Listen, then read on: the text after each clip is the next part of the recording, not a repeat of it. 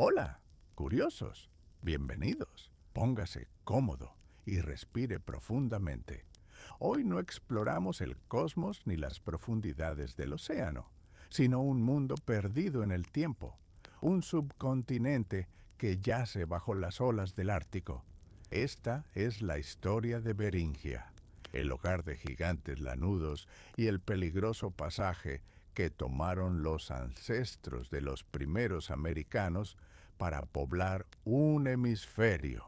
Si disfruta de estas historias de ciencia, narradas con calma y cuidado, considere suscribirse. Su apoyo ayuda a mantener estas exploraciones detalladas. Ahora, cerremos los ojos y viajemos atrás en el tiempo a un mundo de hielo y estepa. ¿Cómo un océano se transformó en un puente entre continentes? La respuesta se encuentra en el hielo. Durante el período cuaternario, específicamente en las eras glaciales del Pleistoceno, el planeta se enfrió. Gigantescas capas de hielo, como el manto Laurentide y el manto cordillerano, crecieron hasta alcanzar kilómetros de espesor sobre América del Norte. Este crecimiento monumental requirió vastas cantidades de agua. El agua provino de los océanos. A medida que el hielo se acumulaba en tierra, el nivel global del mar descendía. Este proceso se llama eustasia. En su punto máximo, el nivel del mar cayó más de 120 metros. Esta dramática caída expuso el fondo marino poco profundo que conectaba la actual Siberia y Alaska, creando un nuevo paisaje donde antes había mar. Pero, ¿cómo era esta tierra recién expuesta? ¿Era realmente un puente de hielo? ¿Qué era exactamente la puente terrestre de Bering? Primero, debemos corregir una imagen mental común. El término científico para esta tierra es Beringia, y no era un pasaje estrecho y congelado. En su máxima extensión, Beringia era un vasto subcontinente que se extendía por más de 1.600 kilómetros de norte a sur, desde el Océano Ártico hasta el Pacífico. Imagine que los actuales mares de Chukchi y Bering, al norte y al sur del estrecho, retroceden. Lo que queda no es un puente, sino una enorme masa de tierra firme. Era un paisaje de extensas llanuras, colinas onduladas y valles fluviales que conectaba geográficamente Asia con América del Norte. Si no era un paisaje de hielo, ¿qué tipo de ambiente dominaba este mundo perdido? ¿Qué tipo de ecosistema prosperó en Beringia? Los científicos lo llaman la estepa de mamut, un bioma que no tiene un equivalente exacto en la Tierra hoy en día. ¿Cómo sabemos esto? El estudio del polen antiguo, atrapado en núcleos de sedimentos, una ciencia llamada paleopalinología, nos ayuda a reconstruir la flora. Imagine una vasta pradera, pero no era la tundra húmeda y cubierta de musgo que vemos en el Ártico actual, ni una densa selva boreal. Era un mundo frío, pero sorprendentemente seco y ventoso. Este ambiente estaba dominado por gramíneas nutritivas, hierbas aromáticas como la artemisa y pequeños sauces enanos. La falta de humedad y los veranos cortos impedían el crecimiento de grandes bosques. ¿Por qué este ambiente seco y frío era tan ideal para la vida animal? ¿Cuál era el secreto de la fertilidad de la estepa de mamut? La clave estaba en su clima árido. Aunque hacía frío, nevaba muy poco. Esta fina capa de nieve permitía que la luz solar alcanzara el suelo y, lo que es más importante, permitía a los animales pastar durante todo el invierno.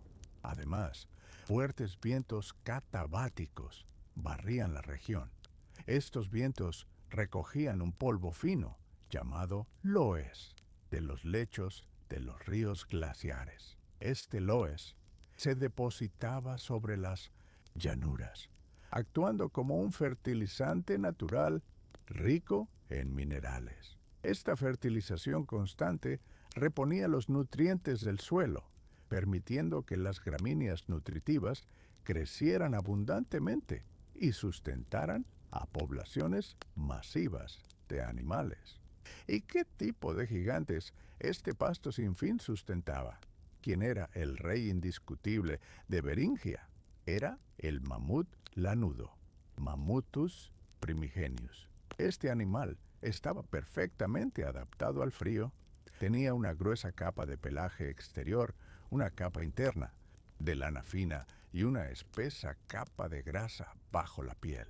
Sus orejas y cola eran pequeñas para conservar el calor. Sus enormes colmillos curvos se usaban para barrer la nieve y desenterrar la vegetación. Pero el mamut era más que un simple habitante. Era un ingeniero del ecosistema. Al pastar y pisotear, mantenía a raya los arbustos y los musgos, permitiendo que las gramíneas prosperaran. Sus excrementos fertilizaban el suelo. Toda la estepa dependía de su presencia. Pero los mamutes no estaban solos. ¿Qué otros grandes herbívoros vagaban por esas planicies? ¿Qué rebaños gigantescos acompañaban a los mamutes? Los fósiles encontrados en lugares como las minas de oro del Klondike, en el Yukón, nos muestran una diversidad asombrosa. Dos de los herbívoros más comunes eran el bisonte de las estepas, Bison priscus, y el caballo del Yukón, Equus lambei. Estos animales no eran como sus descendientes modernos, eran más grandes y estaban adaptados al frío intenso.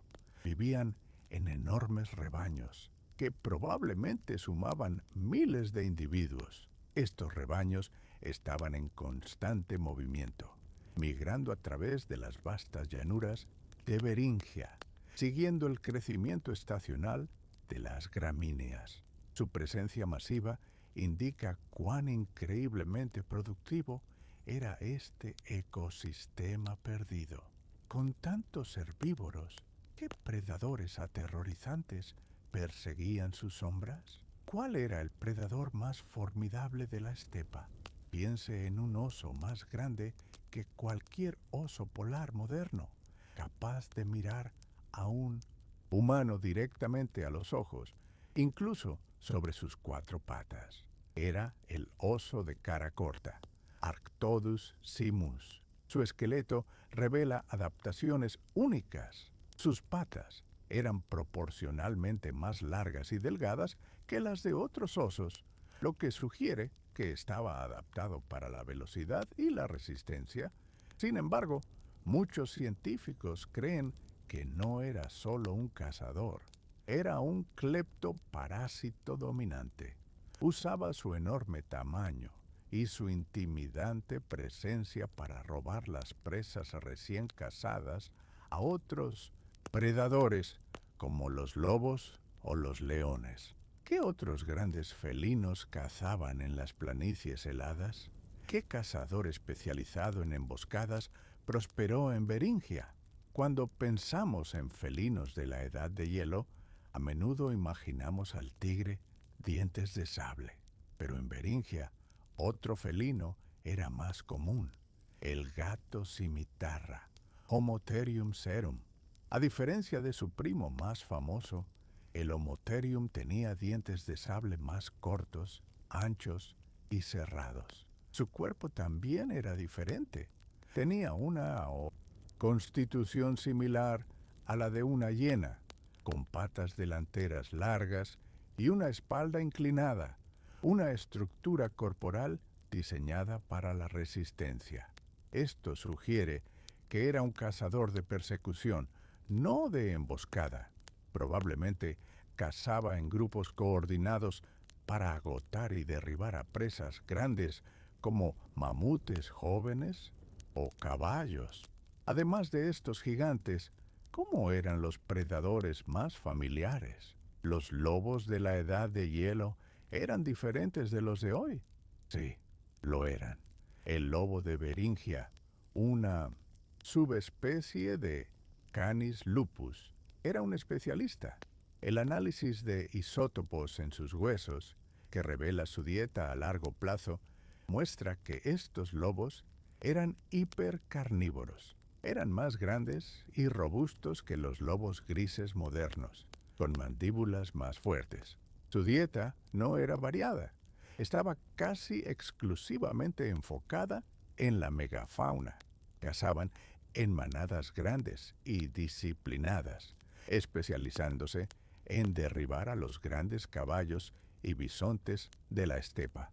Eran máquinas de caza altamente efectivas, perfectamente adaptadas a su mundo de presas gigantes. Con un ambiente tan peligroso, ¿cómo entraron los humanos en escena por primera vez? ¿De dónde vinieron los primeros povos a pisar en Beringia? La evidencia arqueológica y genética apunta inequívocamente al noreste de Siberia. Sitios arqueológicos como el complejo Llana Rhinoceros Horn Site, Llana RHS, datado en unos 32.000 años atrás, muestran la presencia de Homo sapiens, modernos profundamente adaptados al Ártico. Estos grupos de cazadores-recolectores habían desarrollado las tecnologías y habilidades necesarias para sobrevivir en uno de los entornos más fríos de la Tierra.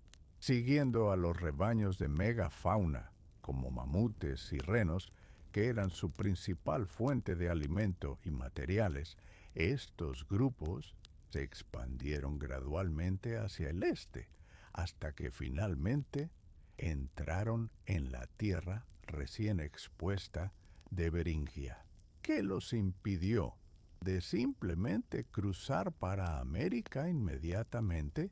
¿Por qué los primeros pueblos permanecieron en Beringia durante miles de años? La evidencia genética sugiere algo fascinante, conocido como la hipótesis de la estancia en Beringia. Aunque estas personas habían llegado desde Siberia, no pudieron continuar hacia el sur de inmediato. El resto de América del Norte estaba bloqueado. Las capas de hielo Laurentide y Cordillerano se extendían por todo Canadá, uniéndose en el centro y formando una pared de hielo infranqueable de kilómetros de altura. Esto convirtió a Beringia en un refugio, una tierra aislada. Durante miles de años, esta población vivió separada de sus ancestros en Asia, pero aún no podía entrar en las Américas. Fue en este aislamiento donde evolucionó el perfil genético único de los fundadores de los pueblos americanos. ¿Cómo era la vida diaria para estas personas aisladas en un mundo de gelo? ¿Qué herramientas eran esenciales para la supervivencia en Beringia? La supervivencia en este entorno dependía de un conjunto de herramientas ingenioso y portátil. La tecnología clave era la de las microláminas. En lugar de fabricar una punta de lanza grande de una sola pieza de piedra, lo cual era difícil y desperdiciaba material, ellos tallaban muchas microláminas pequeñas y afiladas como navajas. Estas láminas se incrustaban en ranuras a lo largo de una punta de proyectil hecha de hueso, cuerno o marfil. Si una lámina se rompía, podía ser reemplazada fácilmente. Esto creaba armas de caza compuestas que eran duraderas, reparables y letalmente efectivas contra la gruesa piel de la megafauna. ¿Cómo ellos cazaban animales tan gigantescos como un mamute? ¿Cuál era la estrategia para cazar un mamute lanudo? Cazar un mamute adulto y saludable habría sido increíblemente peligroso. No era una cuestión de fuerza bruta, sino de inteligencia, cooperación y paciencia. Los cazadores usaban su profundo conocimiento del terreno y del comportamiento del rebaño. Sitios arqueológicos con acumulaciones de huesos sugieren que, probablemente, se enfocaban en individuos más vulnerables, como los jóvenes, los viejos o los solitarios. Podrían haber usado el paisaje a su favor, conduciendo a un animal hacia un pantano o un acantilado. Luego, usando sus lanzas con punta de microlámina, infligirían heridas, esperando pacientemente a que el animal se debilitara por la pérdida de sangre antes de acercarse para el golpe final. ¿Qué un único mamute abatido significaba para un grupo de cazadores? ¿Cómo cada parte de un mamute era utilizada? Un solo mamute era un recurso extraordinario. Nada se desperdiciaba. La carne proporcionaba miles de calorías que se consumían frescas o se conservaban secándolas o congelándolas. La gruesa capa de grasa era una fuente de energía vital y también podía usarse como combustible para las lámparas. La piel, increíblemente gruesa, se preparaba meticulosamente para confeccionar ropa de abrigo y cubiertas para los refugios. El marfil de los colmillos se tallaba para fabricar armas, herramientas y arte. Incluso los grandes huesos se usaban como estructuras para las viviendas, proporcionando un marco resistente en una tierra donde los árboles eran escasos. ¿Cómo las personas se mantenían aquecidas en temperaturas abajo de cero? ¿Cuál fue la innovación tecnológica más crucial para sobrevivir al frío? No fue una gran arma, sino algo pequeño, la aguja de coser con ojal. Evidencias de sitios como Sungir, en Rusia, muestran que estos pueblos paleolíticos no solo se envolvían en pieles, ellos confeccionaban ropa, compleja y a medida. La aguja, a menudo hecha de hueso o marfil, permitía coser varias capas de pieles de manera ajustada. Piense en parcas con capucha, pantalones, guantes e incluso botas forradas. Esta ropa, a medida, atrapaba el calor corporal de manera mucho más eficiente que las pieles sueltas, creando un microclima personal que aislaba a la persona del frío mortal y del viento cortante. ¿Dónde esas personas vivían en las vastas y abiertas planicies? ¿Qué tipo de abrigos eran construidos en una tierra sin árboles? La madera era extremadamente escasa en la estepa de Mamut. Para construir refugios duraderos, los humanos recurrieron al recurso más abundante, los restos de los animales que cazaban. Sitios arqueológicos en Europa del Este, como Meshirich, muestran cabañas impresionantes construidas con los huesos y colmillos de los mamutes. Es muy probable que una tecnología similar se usara en Beringia. Usaban las grandes mandíbulas y colmillos para crear un marco circular y resistente. Luego, esta estructura se cubría con pieles de animales y posiblemente se aislaba con bloques de turba seca. Estas viviendas ofrecían un refugio cálido y sólido contra los vientos implacables. ¿Cómo era la estructura social de esos grupos de cazadores? Las personas en Beringia vivían en grandes tribus o pequeños grupos.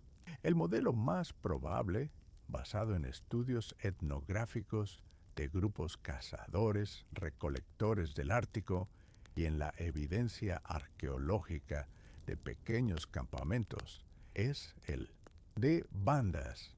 Estos eran grupos familiares pequeños y móviles, probablemente compuestos por unas 20 a 50 personas. Esta estructura social era una adaptación al entorno. Un grupo pequeño podía moverse rápidamente para seguir a los rebaños migratorios. También evitaba agotar rápidamente los recursos, como la leña o la caza menor, en un área específica.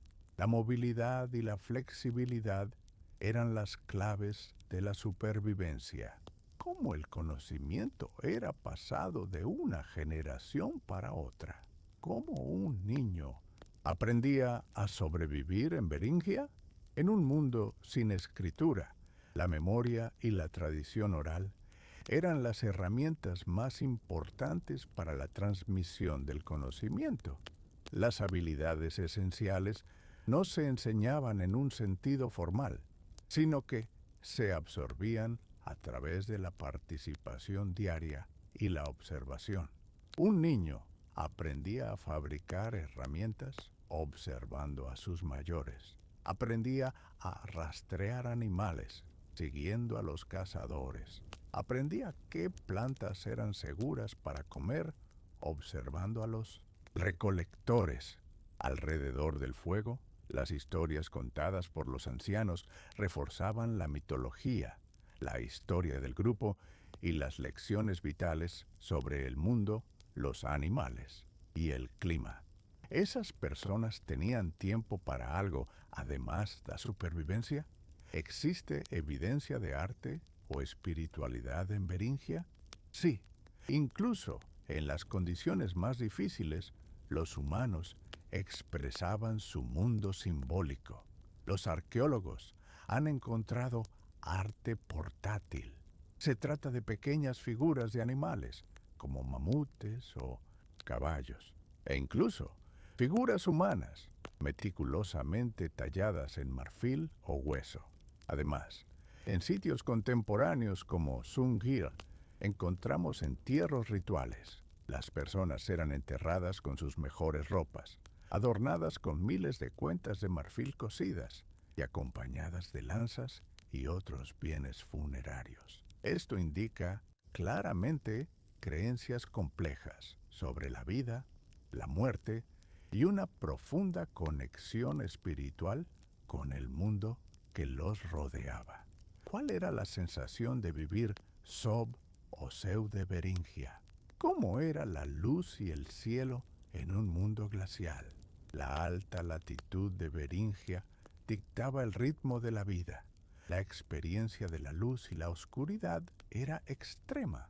En verano, el sol de medianoche brillaba durante 24 horas al día.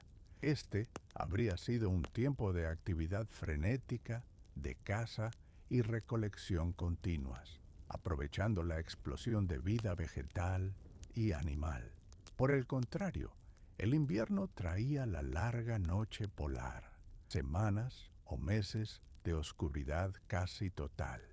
Durante este tiempo, la vida se replegaría a los refugios, y en ese cielo oscuro, el espectáculo silencioso de la aurora boreal, las luces del norte, habría sido una presencia constante y poderosa, después de miles de años que finalmente cambió para abrir o camino para Osul, como la pared de hielo que bloqueaba a América comenzó a ceder. Hace unos 18,000 años, el planeta comenzó a salir del punto más frío del último máximo glacial. Las temperaturas globales iniciaron un lento pero constante ascenso. Este periodo de Montier, calentamiento, conocido como el interestadial Boiling-Allerud, tuvo un efecto profundo en las capas de hielo. Los gigantescos mantos, Laurentide y Cordillerano, que habían cubierto Canadá, dejaron de avanzar. Sus bordes comenzaron a derretirse y a retroceder.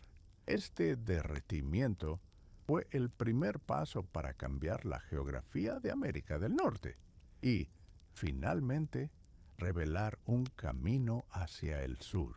¿Qué dos rutas potenciales para un nuevo mundo surgieron con ese derretimiento? ¿Cuál fue la primera pasaje posible para el interior de América?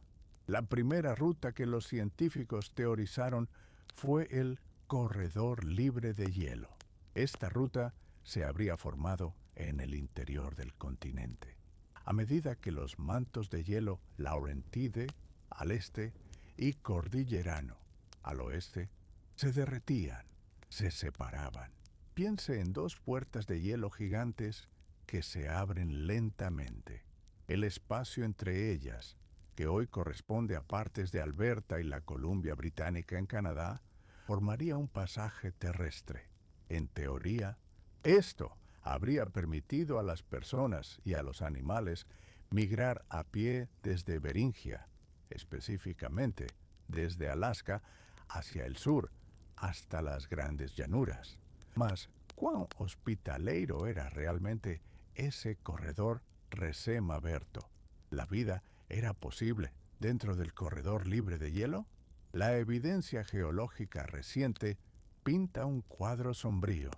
El corredor inicial no era un valle verde y acogedor, era un paisaje caótico, estéril e increíblemente peligroso. Estaba lleno de lagos proglaciales gigantes, formados por el agua del deshielo, como el inmenso lago Agassiz. Estos lagos eran inestables y propensos a inundaciones catastróficas. El suelo era de grava y hielo, y los vientos que bajaban de los glaciares habrían sido helados. Es crucial entender que, aunque el corredor se abrió geológicamente, pasaron cientos o miles de años antes de que fuera biológicamente viable, es decir, antes de que tuviera plantas y animales, para sustentar una migración humana. O corredor interior era tan peligroso. ¿Cuál era la alternativa? ¿Había un camino alternativo a lo largo de la costa? Esta es la hipótesis de la ruta costera, y hoy en día es la teoría principal. Sostiene que, aunque los glaciares continentales llegaban hasta el océano, la costa del Pacífico no era una pared de hielo sólida. Piense en ella como un archipiélago de fiordos y glaciares. Es posible que existieran pequeños refugios libres de hielo, llamados nunataks, a lo largo de la costa. Más importante aún, el ecosistema marino, como los bosques de kelp, era increíblemente productivo. En lugar de caminar, los primeros pueblos podrían haber usado embarcaciones. Viajando en pequeños saltos de isla en isla, habrían encontrado abundantes recursos marinos, permitiéndoles bordear la gran barrera de hielo. ¿Qué evidencias apoyan a idea de una migración costeira precoce? ¿Dónde están las pruebas de una ruta costera? Encontrar evidencia es extremadamente difícil, por una razón principal: el nivel del mar ha subido. Las antiguas líneas costeras por las que viajaron están ahora a más de 100 metros bajo el agua. Sin embargo, la evidencia más fuerte a favor de la ruta costera proviene del sur. Sitios arqueológicos como Monteverde, en el sur de Chile, han sido datados de forma fiable en 14.500 años atrás. Esta fecha es anterior a la apertura biológicamente viable del corredor libre de hielo. Para que los humanos hubieran llegado tan al sur tan temprano, debieron haber viajado muy rápido. Una ruta costera en barco es la explicación más lógica para esta rápida expansión. ¿Qué habilidades especiales serían necesarias para una viaje costeira? ¿Qué tecnología era esencial para la ruta costera? Esta migración habría requerido un cambio cultural y tecnológico profundo. Estas personas, que habían sido principalmente cazadores terrestres de megafauna en Beringia, tuvieron que convertirse en cazadores-recolectores marítimos. La tecnología esencial habrían sido las embarcaciones. Piense en canoas o botes hechos con pieles de animales cosidas sobre un marco de madera flotante.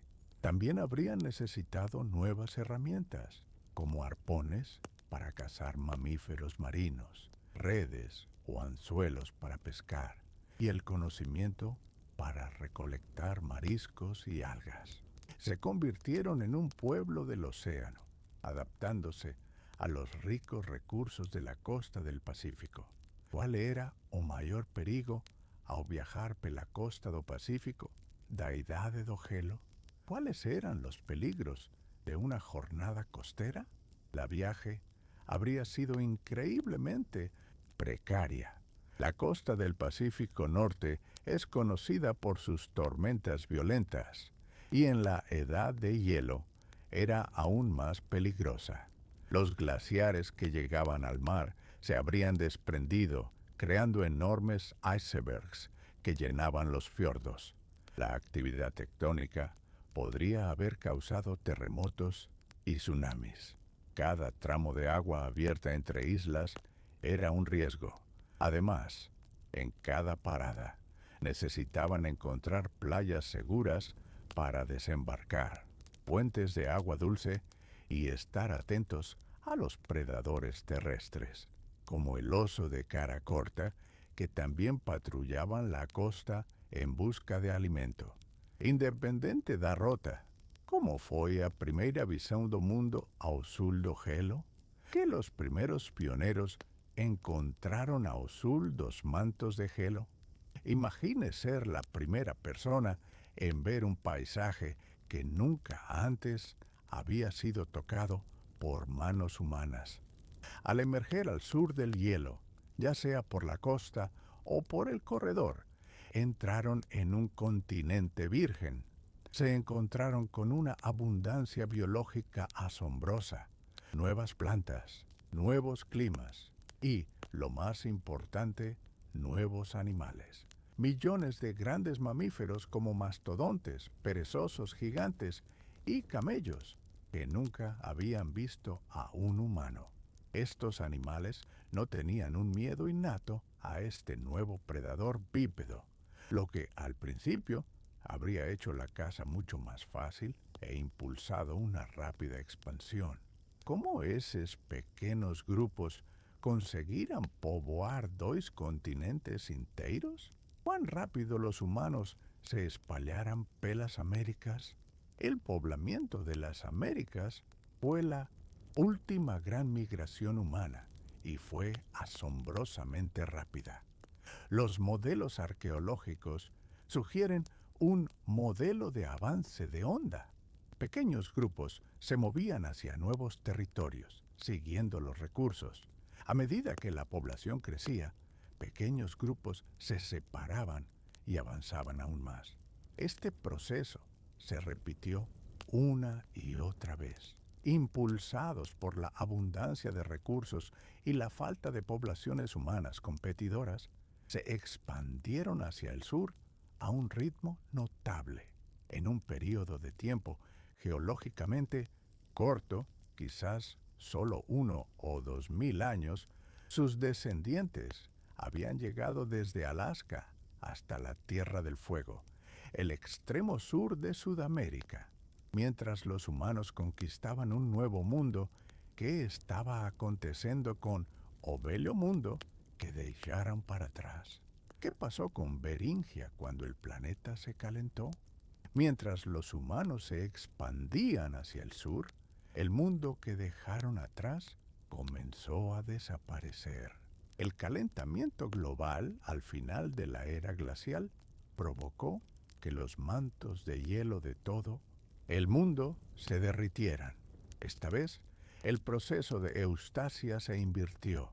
Billones de litros de agua dulce fluyeron desde los continentes de regreso a los océanos. Los científicos llaman a esto una transgresión marina. El nivel del mar comenzó a subir de manera constante. Las zonas costeras bajas de Beringia, las vastas llanuras de la estepa de Mamut, fueron las primeras en inundarse. Lenta e inexorablemente, el mar comenzó a reclamar la tierra. La submersión de Beringia fue un proceso lento y gradual.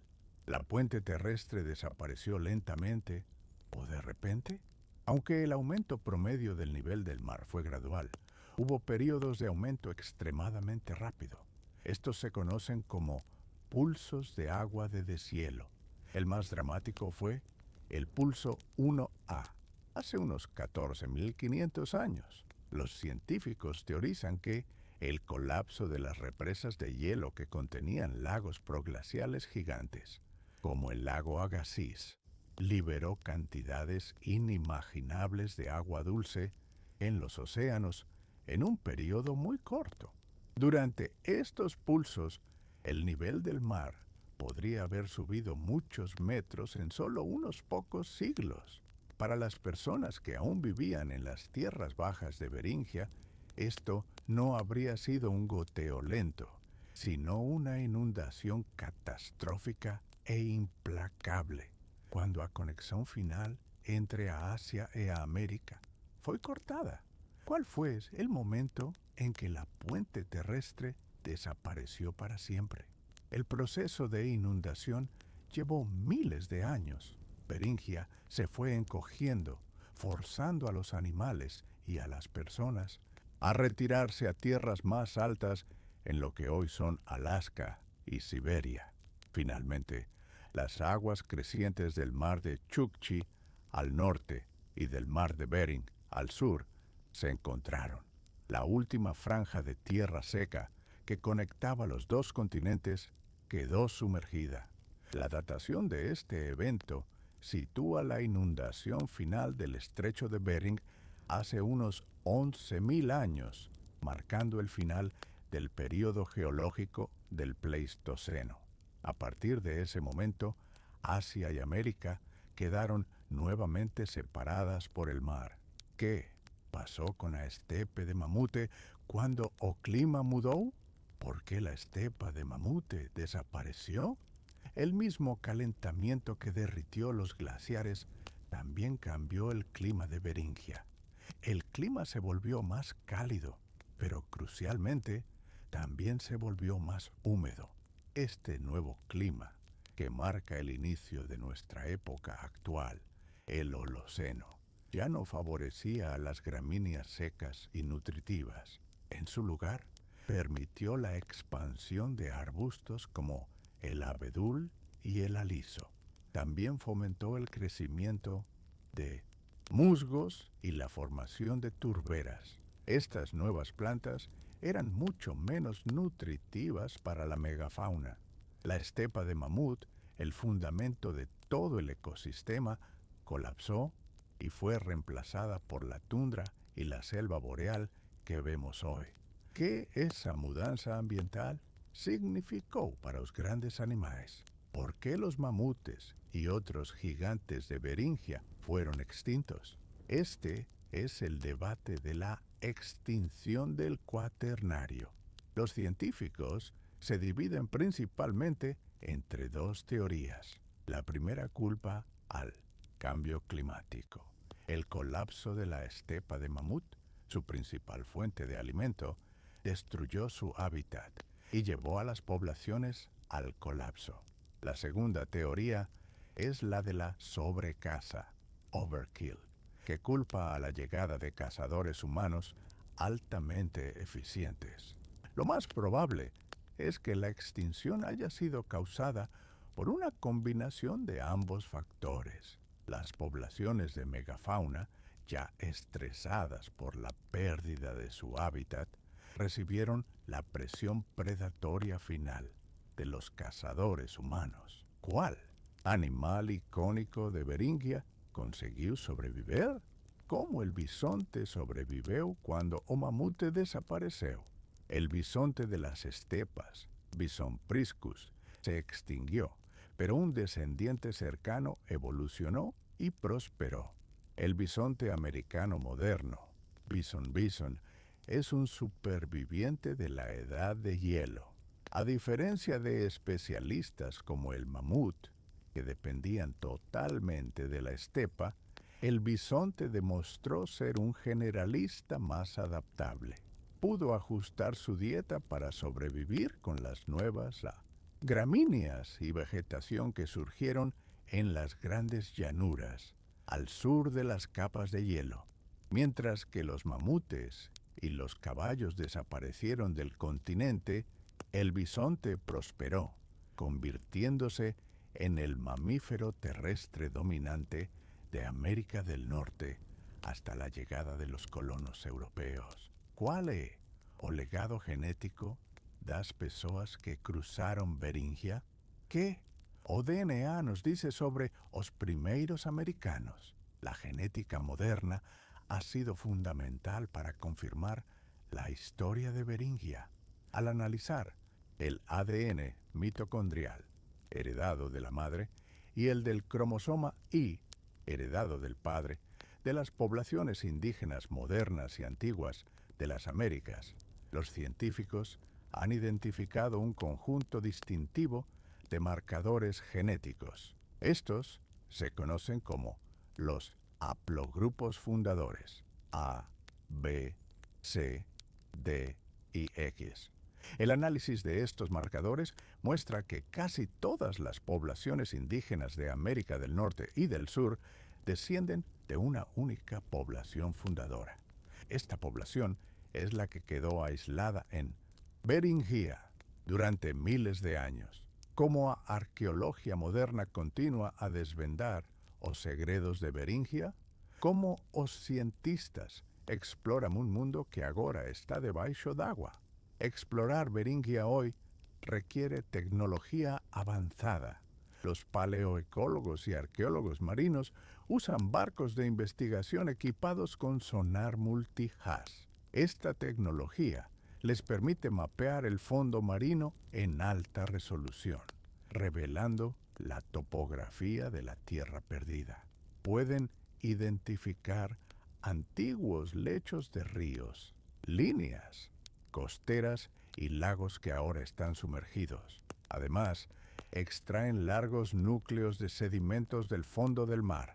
Dentro de estos núcleos encuentran polen, fósiles microscópicos e incluso ADN antiguo, que actúan como cápsulas del tiempo.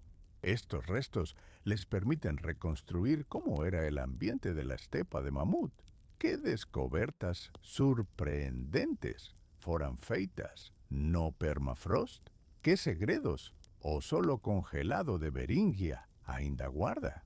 Las partes de Beringia que no se inundaron, como en Alaska y Siberia, contienen un tesoro biológico, el permafrost, o suelo permanentemente congelado.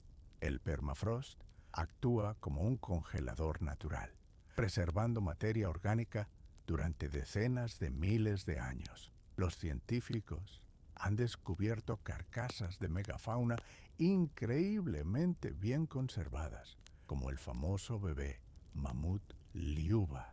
Estos especímenes están tan intactos que los científicos pueden estudiar su pelaje, sus músculos, el contenido de su estómago e incluso su ADN. También han encontrado nidos de ardillas árticas de la edad de hielo, con semillas y plantas perfectamente preservadas, ofreciendo una instantánea detallada del mundo antiguo. ¿Podríamos un día traer de vuelta un mamut lanoso? La ciencia podría resucitar los gigantes de Beringia. Este es el campo emergente de la desextinción.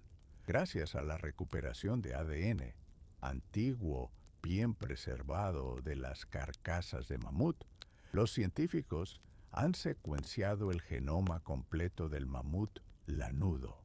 La idea no es clonar un mamut, ya que no tenemos células vivas. En su lugar, se utiliza la tecnología de edición de genes, como CRISPR. El plan es tomar el genoma de un elefante asiático, el pariente vivo más cercano, y editarlo para incluir genes de mamut. Estos genes serían para adaptaciones clave, como el pelaje espeso, la capa de grasa y la sangre resistente al frío. Sin embargo, el proceso enfrenta enormes desafíos técnicos y éticos. Además, dos animales que vestigios humanos directos foram encontrados en Beringia, encontramos los restos mortales de los primeros beringianos. Los restos humanos de este período y región son increíblemente escasos. Sin embargo, un descubrimiento en Alaska fue revolucionario. En el sitio de Upward Sun River, Choitue, los arqueólogos encontraron los restos de dos niños pequeños, enterrados hace unos 11.500 años. El ADN extraído de estos restos proporcionó el primer genoma humano completo de esta antigua población. Los resultados fueron asombrosos. Revelaron un grupo genéticamente distinto que los científicos llamaron antiguos beringianos. Este genoma confirmó que se habían separado de los ancestros asiáticos y vivieron aislados, validando la hipótesis de la estancia en Beringia. ¿Cuál era el paisaje sonora de Beringia? ¿Qué sonidos preenchía Moar na estepe de Mamute? Imagine un mundo con un sonido fundamental diferente al nuestro. El sonido dominante habría sido el viento. Un viento constante, frío y seco, barriendo las vastas llanuras abiertas. No habría el denso canto de los pájaros de la selva, ni el zumbido de los insectos de los trópicos.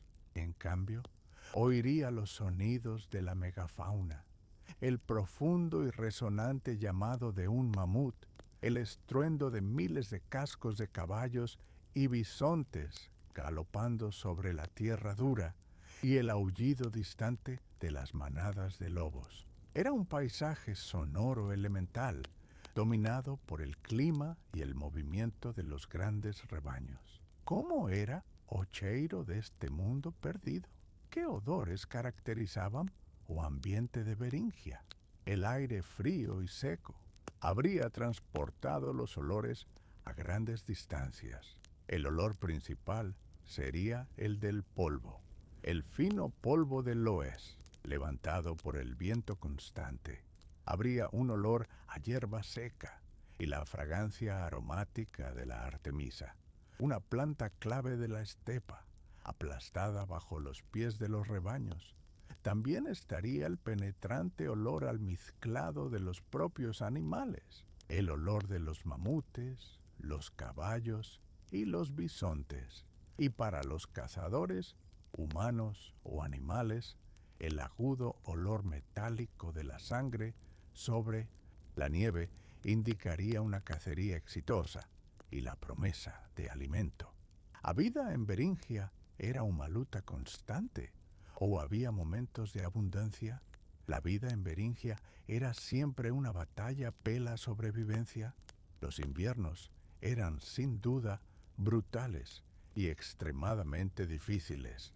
Requerían toda la habilidad y la preparación del grupo para sobrevivir. Sin embargo, el corto verano ártico habría sido una época de relativa abundancia. Durante los meses de sol de medianoche, la estepa habría explotado de vida. Las gramíneas crecían rápidamente, las flores silvestres florecían y, lo más importante, los rebaños de megafauna daban a luz a sus crías. Para los cazadores humanos, este sería un tiempo de actividad intensa. Sería la oportunidad crucial para cazar abundantemente y almacenar carne y grasa para el largo y oscuro invierno que sabían que se avecinaba. Además, da megafauna, ¿qué animales menores habitaban la estepe? ¿Qué criaturas menores vivían sob os pés dos gigantes? ¿La estepa de mamut? No, estaba habitada solo por gigantes. Un ecosistema saludable requiere diversidad. Fósiles y nidos preservados en el permafrost nos muestran una variedad de animales más pequeños. Había manadas del ágil antílope saiga, reconocible por su nariz bulbosa que calentaba el aire frío, el caribú o reno y el buey almizclero, que aún sobreviven en el Ártico hoy también estaban presentes. Y en el suelo, las ardillas terrestres del Ártico cavaban sus madrigueras. Estas criaturas, más pequeñas, eran una parte integral de la cadena alimentaria, sirviendo como presas para predadores más pequeños y, ocasionalmente, como alimento para los humanos. ¿Cuál era o papel dos ríos en Beringia? ¿Cómo eran los ríos en un mundo tan frío y seco? Aunque Beringia era seca, no era un desierto. Grandes ríos, como el antiguo río Yukón, fluían a través de la vasta llanura para desembocar en el océano. Estos ríos eran arterias de vida, atraían a los rebaños de animales, proporcionando agua potable esencial. En un paisaje de permafrost, los ríos a menudo se dividían en múltiples canales entrelazados. En el invierno, sus superficies congeladas se habrían convertido en peligrosas, pero útiles, autopistas de hielo, facilitando los viajes a través del terreno. En el verano, representaban obstáculos significativos que los grupos migratorios, tanto humanos como animales, debían encontrar la manera de cruzar. ¿Las pessoas de Beringia comían plantas o apenas carne? La dieta de los beringianos era exclusivamente carnívora. La evidencia, proveniente del análisis de isótopos en huesos humanos y del microdesgaste en los dientes, apunta a una dieta abrumadoramente dominada por la carne. En el entorno de la estepa, las calorías más fiables y densas provenían de la proteína y especialmente de la grasa de los grandes animales. Sin embargo, no era una dieta exclusivamente carnívora. Durante el corto verano, la gente habría recolectado suplementos vegetales. El análisis de cálculos dentales ha mostrado evidencia de raíces de tundra y, posiblemente, algunas bayas estacionales. Estas plantas habrían proporcionado vitaminas y minerales importantes que no se encontraban en la carne. ¿Cuál era la expectativa de vida de una pessoa en Beringia? ¿Cuánto tiempo una pessoa podía esperar vivir en este ambiente hostil? La vida en el Pleistoceno era corta y plagada de peligros. El análisis de los esqueletos de cazadores-recolectores de esta época revela varias verdades. Primero, la mortalidad infantil era muy alta. Muchos niños no llegaban a la edad adulta. Para aquellos que sí lo hacían, la expectativa de vida promedio era probablemente de solo 30 a 40 años. Los peligros eran constantes. Accidentes de caza, infecciones, hambruna durante inviernos difíciles y el desgaste físico general del cuerpo. Los esqueletos a menudo muestran signos de lesiones traumáticas y enfermedades degenerativas, lo que refleja una existencia físicamente exigente, o que las estrelas significaban para o povo de Beringia, como los antiguos beringianos usaban o seu nocturno. Durante la larga noche polar, el cielo nocturno habría sido una presencia dominante en un paisaje vasto y monótono. Sin muchos puntos de referencia claros, las estrellas habrían servido como un mapa y un calendario esenciales. La posición de la estrella polar, Polaris, habría sido una guía constante para la navegación, permitiendo a los cazadores orientarse en la oscuridad. El ciclo de la luna y el movimiento de las constelaciones habrían ayudado a marcar el paso del tiempo y quizás a predecir la llegada de las estaciones o el retorno de los rebaños migratorios. El cielo era tanto una herramienta práctica de supervivencia como un lienzo para sus mitos. ¿O fogo era fácil de obtener en Beringia? ¿Cómo se hacía fogo en una tierra sin árboles? Mantener un fuego era una de las tareas más críticas y difíciles. La madera, el combustible estándar, era increíblemente escasa. Los grupos dependían de encontrar madera flotante a lo largo de los ríos. Pero el combustible principal provenía de los animales. El estiércol seco de mamut o bisonte podía quemarse, pero el mejor combustible eran los huesos de la megafauna, especialmente los que contenían médula rica en grasa, ardían lentamente, pero de manera muy caliente. Iniciar el fuego probablemente se hacía golpeando pirita y sílex para crear una chispa. Una vez encendido, el fuego dentro del refugio, alimentado con huesos, era el centro vital de la vida en invierno. Houve apenas una onda de migración para las Américas. Todos los nativos americanos descienden de un único grupo de migrantes. La respuesta es compleja. La gran mayoría de los pueblos indígenas de América del Norte y del Sur descienden de esa primera gran población fundadora que salió de Beringia, a veces llamados los primeros americanos. Sin embargo, la evidencia genética y lingüística muestra que no fueron la única ola. Al menos dos migraciones posteriores ocurrieron, también desde Siberia, antes de Meodeoste, que el puente terrestre se cerrara por completo. Estas olas posteriores dieron origen a los grupos Na-Dene, que incluyen a los pueblos navajo y apache y a los pueblos esquimó-aleutas, que habitan el Ártico hoy en día. Como al lenguaje evoluiu durante o isolamento en Beringia? Que língua os primeiros beringianos falaban?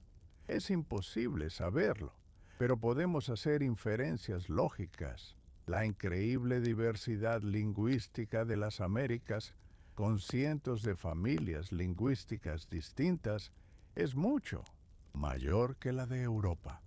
Los lingüistas creen que esta diversidad necesita mucho tiempo para desarrollarse. La estancia en Beringia ofrece una explicación. Durante los miles de años de aislamiento en ese vasto subcontinente, la lengua original de los migrantes habría tenido tiempo de evolucionar y diversificarse. Cuando los grupos finalmente comenzaron a moverse hacia el sur, es posible que ya estuvieran hablando dialectos o incluso lenguas diferentes, sentando las bases de la compleja trama lingüística de las Américas. ¿Cuál fue o impacto psicológico de cruzar para un continente vacío? ¿Cómo debe ter sido a sensación de entrar en un mundo sin otros humanos? Piense en la experiencia psicológica de ser verdaderamente el primero. Al sur de las capas de hielo no había otros humanos. Cada río, montaña y bosque era desconocido. No había senderos antiguos que seguir. No había historias de generaciones pasadas que advirtieran sobre un paso de montaña peligroso o que hablaran de un valle fértil. Era una libertad absoluta, pero también un aislamiento profundo. Estaban entrando en un paisaje primordial, un mundo sin nombres y sin memoria humana. Tenían que escribir sus propias historias y crear sus propios mapas desde cero. A megafauna do sul era a mesma de Beringia? ¿Qué nuevas criaturas gigantes os migrantes encontraran ao sul do gelo? A medida que los humanos se aventuraban hacia el sur, dejaban atrás el mundo de la estepa de mamut y entraban en ecosistemas completamente nuevos. Con estos nuevos entornos venía un nuevo elenco de megafauna. Encontraron al mastodonte, un pariente del mamut que prefería los bosques. Se encontraron con el perezoso gigante, o Megatherium, una criatura del tamaño de un elefante que se erguía sobre sus patas traseras para alcanzar las hojas de los árboles, y en las llanuras del sur se encontraron con el cliptodonte, un armadillo gigante con un caparazón en forma de cúpula y una cola con púas. Tuvieron que aprender rápidamente a cazar y sobrevivir entre estas bestias desconocidas. ¿Cómo a cultura Clovis se tornó tan difundida? ¿Qué era la punta de Clovis y por qué ella es tan importante?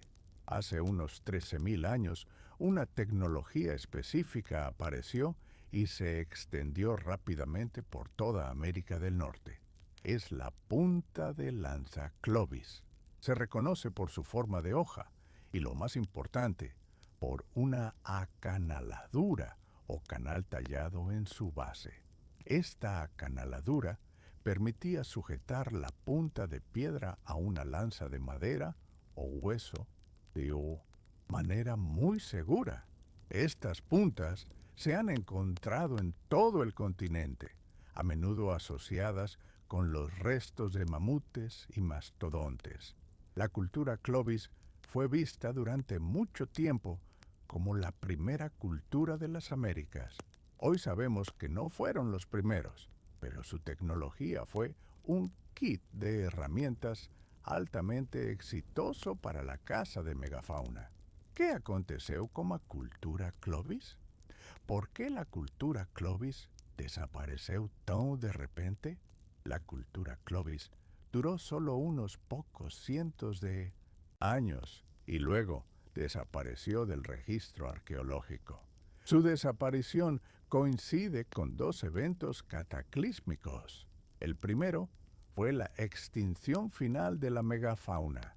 El estilo de vida Clovis, enfocado en la caza de mamutes y mastodontes, se volvió insostenible cuando sus presas desaparecieron.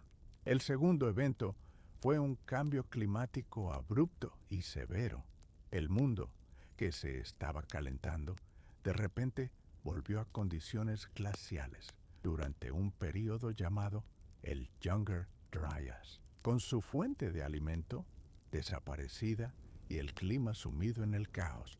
La cultura Clovis se fracturó y la gente tuvo que adaptarse, dando lugar a nuevas culturas regionales. O evento do Younger Dryas foi un retorno ás condições da Idade do Gelo que causó o retorno repentino a un frío intenso a 12.900 años. Justo cuando el planeta se estaba calentando, algo sucedió. Las temperaturas cayeron en picada, sumiendo al hemisferio norte de nuevo en condiciones de edad de hielo.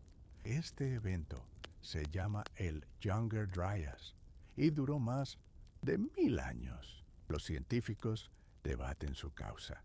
Una hipótesis sugiere que el colapso de las represas de hielo que contenían el lago Agassiz liberó una cantidad masiva de agua dulce fría en el Atlántico Norte.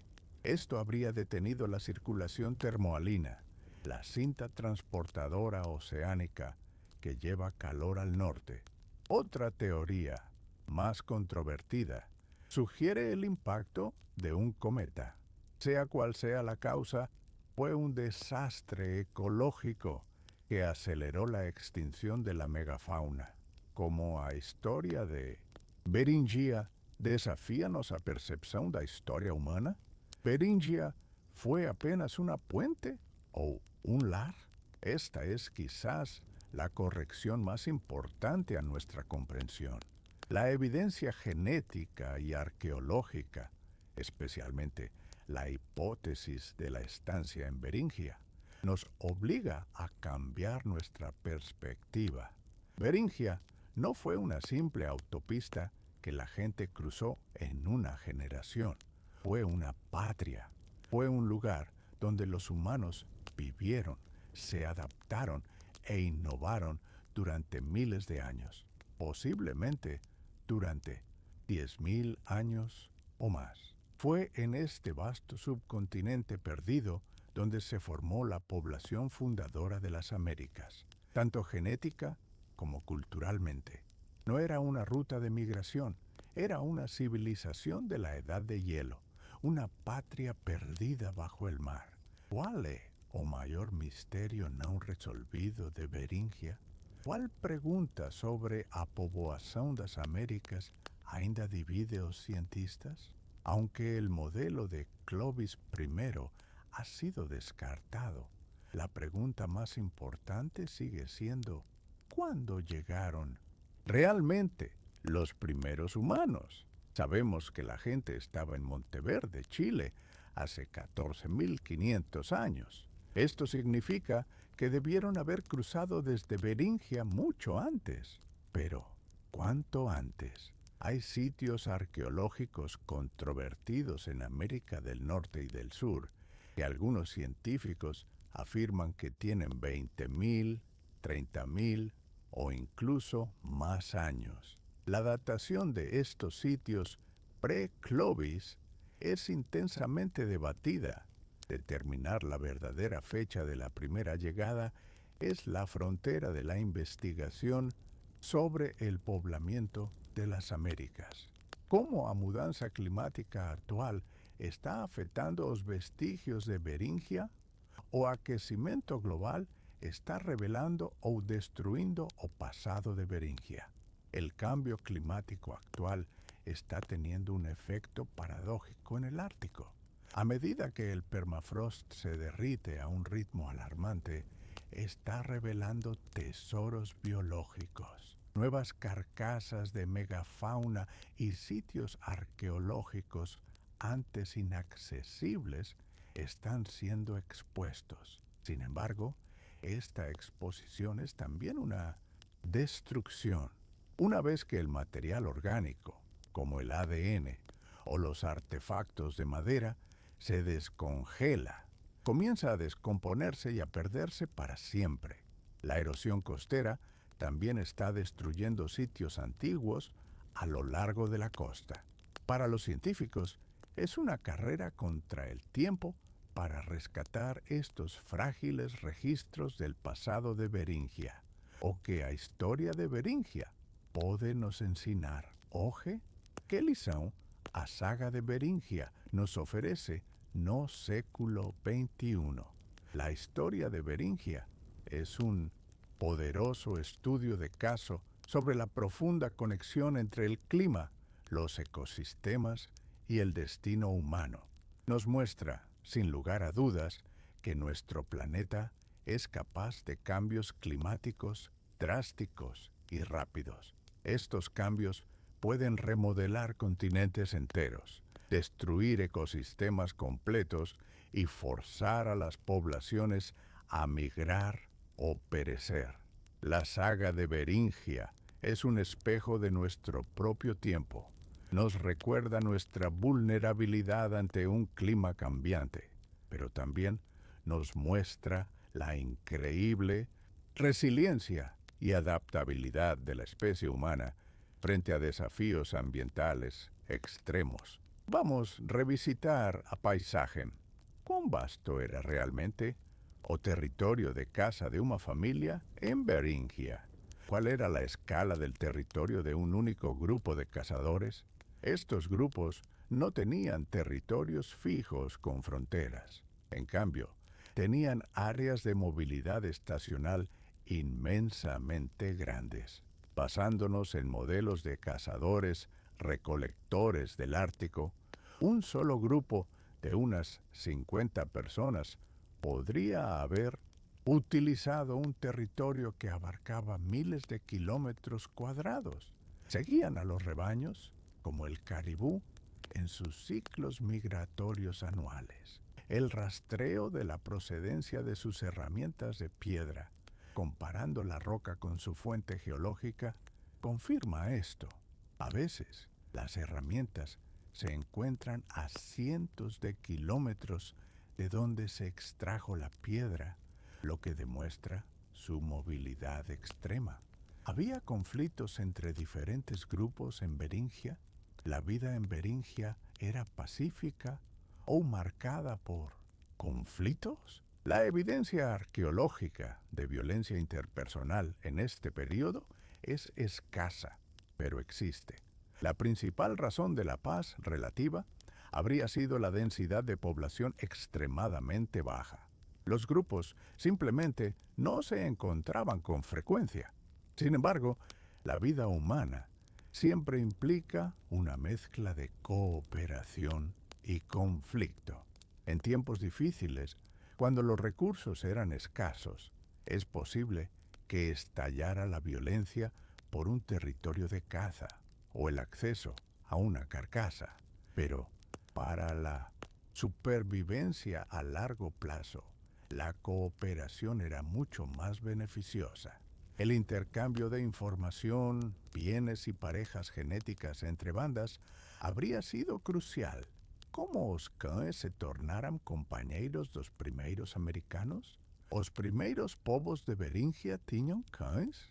La evidencia genética y arqueológica sugiere que sí.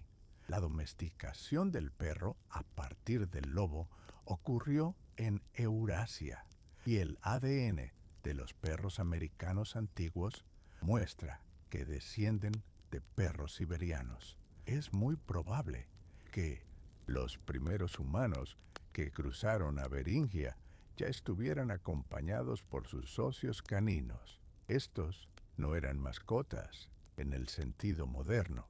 Eran animales de trabajo cruciales. Habrían ayudado a rastrear y acosar a las presas durante la caza, a transportar pequeñas cargas en sus espaldas y, quizás lo más importante, a servir como centinelas, alertando al campamento sobre la aproximación de predadores peligrosos en la larga noche. ¿Cuál era a importância das aves migratorias para o povo de Beringia? ¿Qué papel las aves desempeñaban no ecosistema de Beringia? Aunque la megafauna dominaba el paisaje, un evento estacional habría sido de vital importancia. Cada primavera, millones de aves migratorias, como patos, gansos y cisnes, habrían volado hacia el norte para anidar en las zonas húmedas de Beringia. La llegada de estas aves, siguiendo las grandes rutas migratorias del Pacífico y Central, habría sido una fuente de alimento predecible y abundante. Los huesos de aves acuáticas se encuentran en sitios arqueológicos. La gente habría recolectado huevos, que son ricos en grasa, y cazado las aves con redes o dardos, proporcionando una valiosa fuente de alimento alternativa a la carne de mamut o bisonte. Como era a saúde dentária dos povos da Idade do Gelo? Os caçadores-recolectores de Beringia sofrían de caries. El análisis de cráneos y mandíbulas antiguas revela una salud dental paradójica. Por un lado, tenían una incidencia de caries extremadamente baja. Su dieta era rica en proteínas y grasas y muy baja en los carbohidratos y azúcares que causan las caries. Sin embargo, sus dientes mostraban un desgaste extremo. Esto no se debía solo a la masticación de carne dura. Usaban sus dientes como una tercera mano para agarrar pieles al coser, para ablandar el cuero o para sujetar materiales al fabricar herramientas. Esta arena y el uso constante desgastaban el esmalte de sus dientes severamente a lo largo de sus cortas vidas. Como o conhecimento sobre plantas medicinais foi desenvolvido? Las personas de Beringia usaban plantas para fins medicinais. Aunque la dieta era principalmente carnívora, el conocimiento etnobotánico habría sido vital. Este conocimiento, probablemente transmitido a través de generaciones de ensayo y error, habría sido la única medicina disponible. Es casi seguro que las mujeres del grupo eran las principales recolectoras y guardianas de este saber. Identificaban qué plantas podían usarse para tratar heridas, aliviar el dolor o combatir enfermedades. Por ejemplo, En la estepa crecían sauces. La corteza del sauce contiene ácido salicílico, el compuesto natural que es el precursor de la aspirina. Este conocimiento para tratar la fiebre y el dolor habría sido invaluable. ¿Cuál era o papel das mulheres na sociedade beringiana? A sobrevivencia dependía apenas dos cazadores hombres? Absolutamente no. La supervivencia en la edad de hielo requería una división del trabajo complementaria y totalmente interdependiente. Si bien los hombres podían ser los principales responsables de la caza de megafauna, esa caza era inútil sin las tareas realizadas por las mujeres. Las mujeres eran responsables de procesar las pieles, una tarea ardua y técnicamente exigente para crear la ropa a medida que mantenía a todos vivos. También recolectaban plantas y combustible, mantenían el fuego, cuidaban a los niños y gestionaban la vida social y logística del campamento. El fracaso en cualquiera de estas áreas habría sido tan fatal como una cacería fallida. ¿Cómo os beringianos lidaban con la neve? ¿La neve era un obstáculo o un avantaje? Es importante recordar que Beringia era fría, pero también muy seca. No estaba cubierta por metros de nieve profunda, como podríamos imaginar. La nieve que caía era a menudo barrida por los vientos constantes, dejando el suelo expuesto. Sin embargo, la nieve seguía siendo un factor clave. La nieve acumulada en los valles podía dificultar la marcha, lo que pudo haber llevado al desarrollo temprano de raquetas de nieve para facilitar el movimiento. Pero la nieve también era una herramienta. Una fina capa de nieve registraba perfectamente los rastros de los animales, convirtiéndose en un mapa claro para los cazadores que seguían a sus presas. ¿Existía alguna forma de comercio ou troca entre os grupos? Os grupos isolados de Beringia interagían entre sí. Aunque la densidad de población era baja, los grupos no vivían en aislamiento total. La evidencia arqueológica de esto proviene del movimiento de materiales de alta calidad. Los arqueólogos han encontrado herramientas de obsidiana, un vidrio volcánico muy apreciado, en campamentos situados a cientos de kilómetros de la fuente geológica más cercana. Esto indica que existían redes de intercambio a larga distancia. Los grupos se reunían periódicamente. En estos encuentros no solo intercambiaban piedra y marfil, sino también información vital sobre los rebaños. Y, lo más importante, encontraban parejas, asegurando la diversidad genética y la supervivencia a largo plazo del grupo. Como a escuridão do inverno polar afetaba a psicología humana? Como a escuridão constante do inverno ártico impactaba a mente humana? Los meses de oscuridad total de la noche polar habrían representado un desafío psicológico inmenso.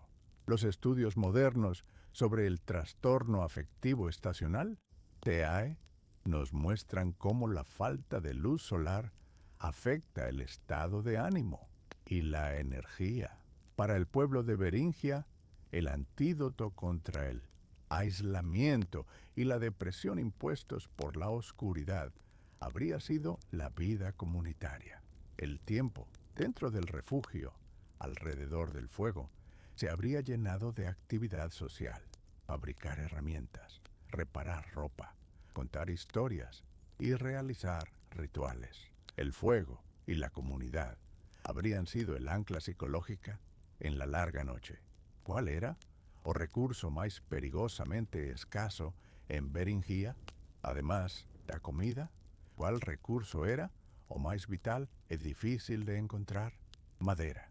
En la vasta estepa de Mamut Casi no había árboles. Los únicos árboles eran sauces enanos y abedules achaparrados, insuficientes para las necesidades de combustible o construcción.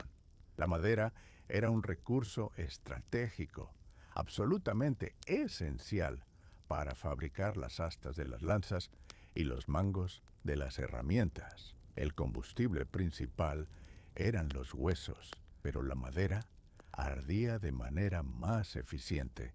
La fuente más importante de madera era la madera flotante, driftwood. Esta era madera de árboles que crecían río arriba, lejos en el interior, y que era arrastrada por los ríos hasta Beringia. Encontrar un depósito de madera flotante habría sido una ganancia estratégica.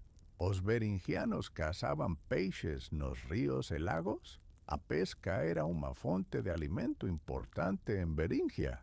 Si bien la caza de megafauna proporcionaba la mayor parte de las calorías, los beringianos eran oportunistas. Sitios arqueológicos en Alaska han revelado huesos de pescado, incluyendo salmón.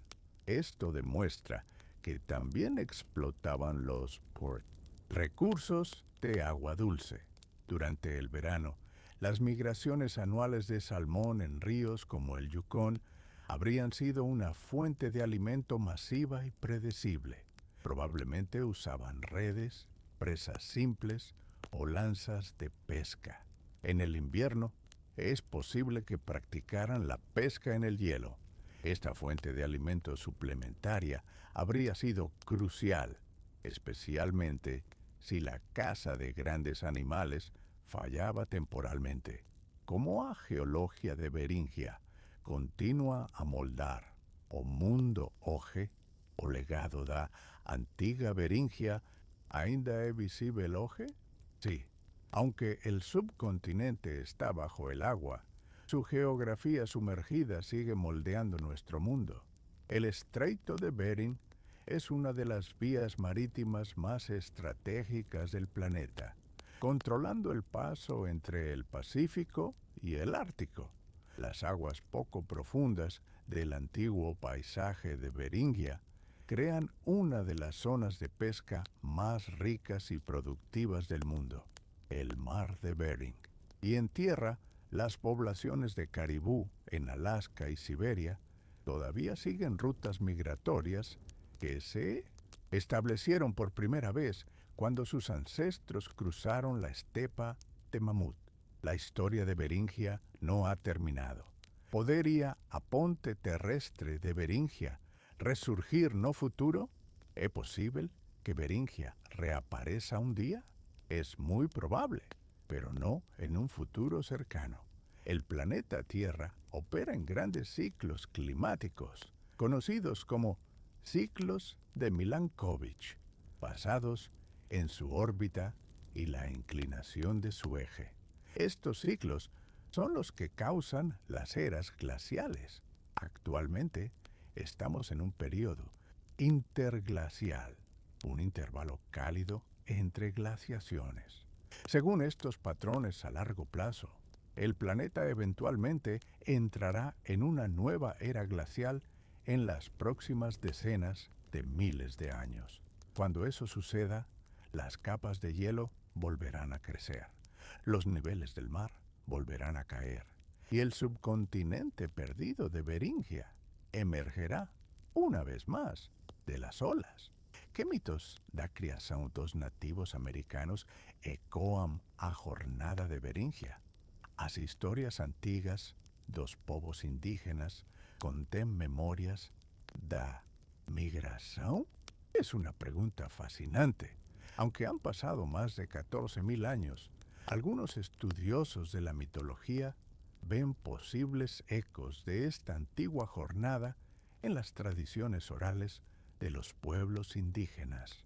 Muchas culturas nativas americanas tienen historias de origen que involucran una larga migración. A menudo, estas historias hablan de sus ancestros viajando a través de un mundo de oscuridad, de hielo, o emergiendo de un mundo subterráneo antes de llegar a su tierra actual.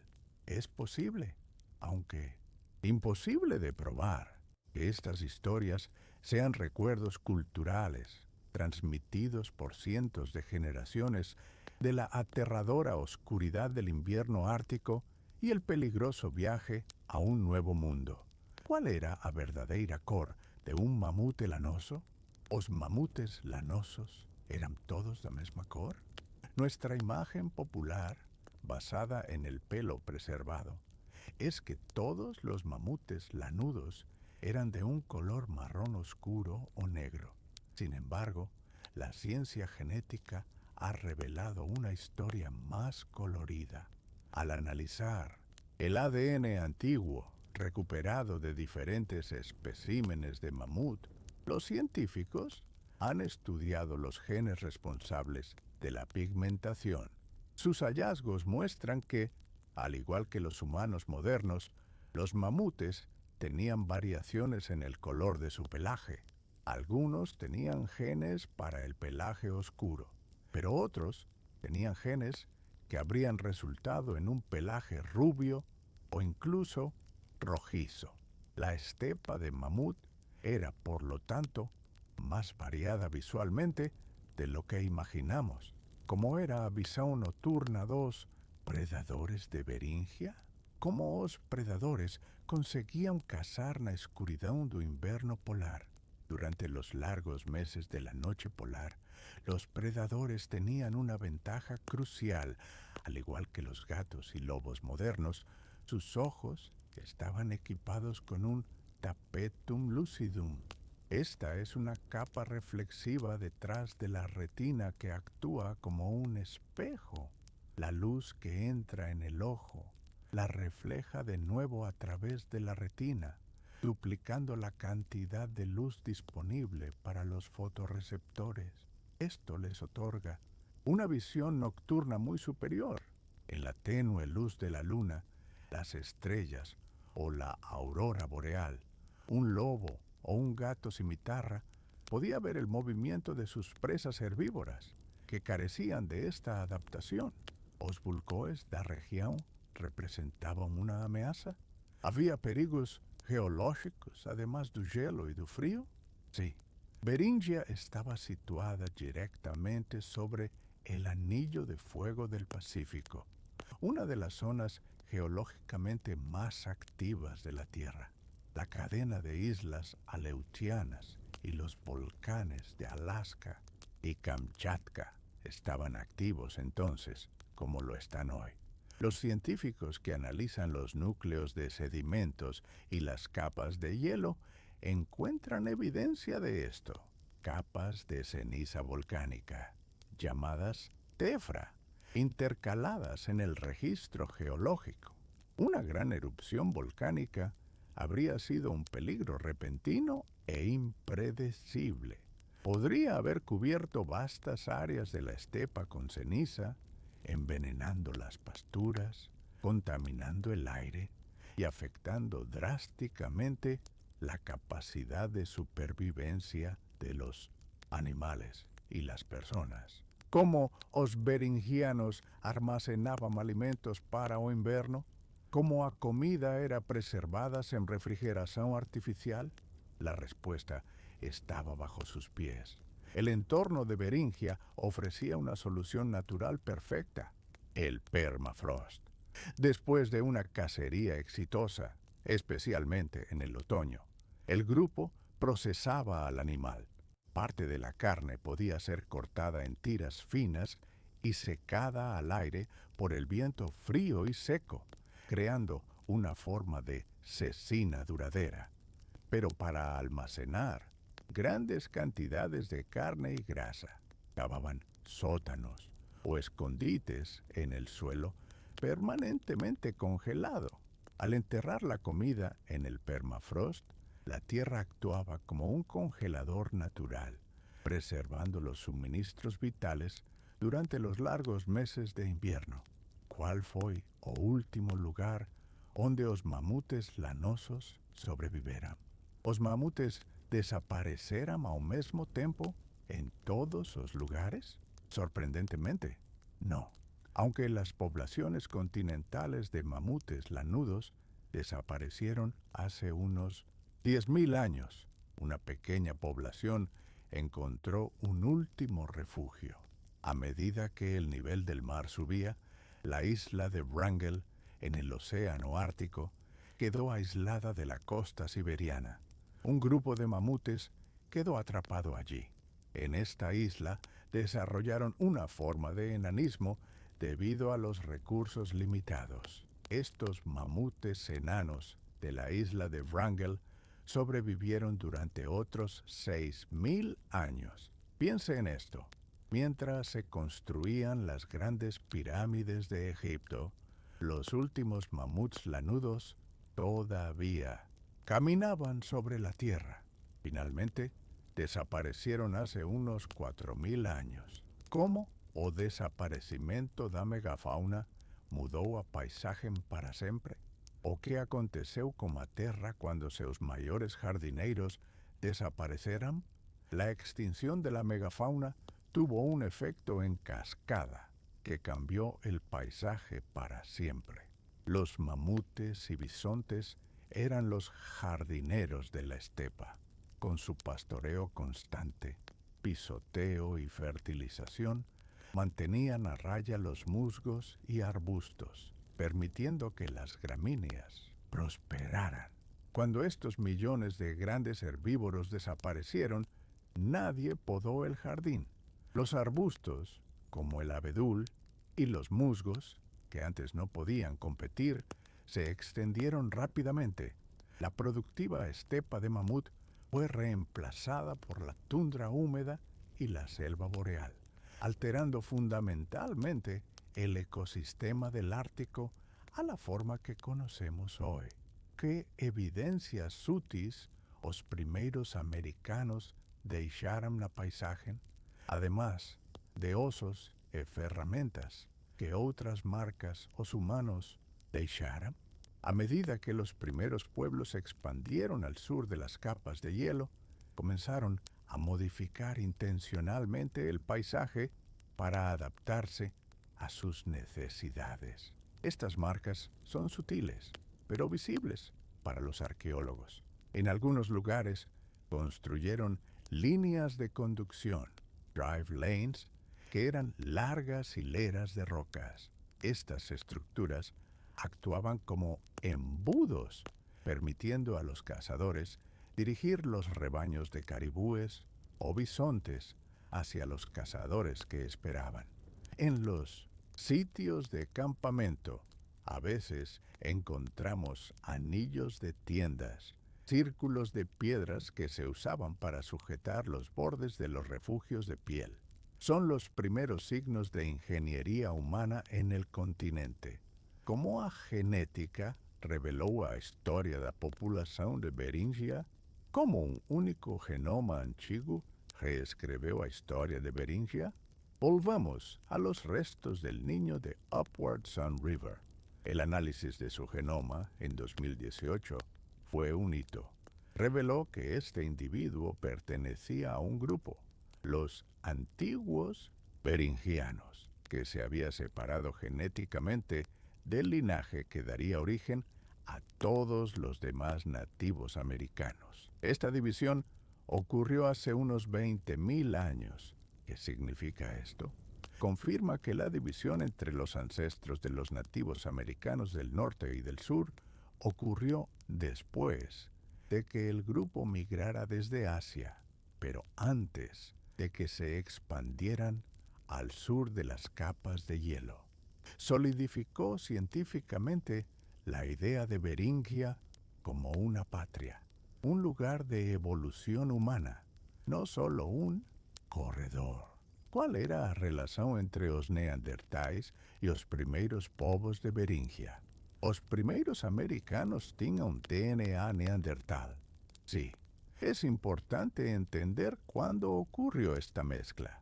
La evidencia genética muestra que los Homo sapiens que salieron de África se encontraron y cruzaron con los neandertales en el Medio Oriente o Europa hace más de 50.000 años. Como resultado, todas las poblaciones humanas modernas, no africanas, ya sean europeos, asiáticos o nativos americanos, han heredado un pequeño porcentaje de ADN neandertal, generalmente entre el 1% y el 3%. Por lo tanto, los ancestros siberianos que migraron a Beringia ya llevaban este legado genético con ellos. No hubo un encuentro con neandertales en las Américas. Ese evento había ocurrido decenas de miles de años antes. A vida en Beringia era mais difícil do que en outras partes do mundo da Idade do Gelo. Beringia foi o ambiente más extremo habitado por humanos na Idade do Gelo. Es una pregunta difícil, pero es posible. Piense en la Europa del Pleistoceno, famosa por sus pinturas rupestres. La gente allí tenía acceso a cuevas profundas para refugiarse y a ecosistemas más variados. Beringia ofrecía pocos refugios naturales. Era una llanura abierta, barrida por vientos implacables. La escasez de madera hacía que el combustible fuera un problema constante y sobre todo la extrema latitud imponía la larga noche polar, un desafío psicológico y práctico que no se experimentaba en las latitudes más bajas de Europa. La combinación de frío, viento, oscuridad y escasez de recursos convirtió a Beringia en uno de los desafíos de supervivencia más severos que nuestra especie haya superado. Como a elevação e o rebaixamento da terra afetaram a paisagem? O nível do mar foi a única coisa que mudó a forma de Beringia. No, la geografía de la edad de hielo era increíblemente compleja porque la Tierra misma se estaba moviendo. Este proceso se llama ajuste isostático. Imagine que la corteza terrestre es flexible. El peso de un manto de hielo de 3 kilómetros de espesor es tan inmenso que deprime la corteza, hundiéndola en el manto. Cuando ese hielo se derrite, la Tierra, liberada del peso, se eleva lentamente. Este rebote isostático, que aún ocurre hoy en Canadá y Escandinavia, significa que el nivel del mar local era una interacción compleja entre el agua que subía y la tierra que se movía. O que os dentes dos animais nos dicen sobre o clima, como un dente fósil, pode nos dizer cuál era a temperatura a 20.000 años. La respuesta está en la química. El agua que los animales beben contiene dos tipos de isótopos de oxígeno, el ligero 16O y el pesado 18O. La proporción entre ellos en el agua de lluvia varía según la temperatura del aire. Los animales incorporan esta proporción de oxígeno en el esmalte de sus dientes a medida que estos crecen. Al analizar cuidadosamente el esmalte de un diente fósil de un caballo o bisonte de Beringia, capa por capa, los científicos pueden reconstruir un registro de la temperatura. Pueden determinar no solo la temperatura promedio, sino incluso la diferencia entre las estaciones que ese animal experimentó hace miles de años. ¿Qué lição final o perigoso pasado de Beringia nos ensina sobre o futuro? A saga de Beringia é uma historia de perda ou de suceso? Es ambas cosas. Es una historia de pérdida catastrófica.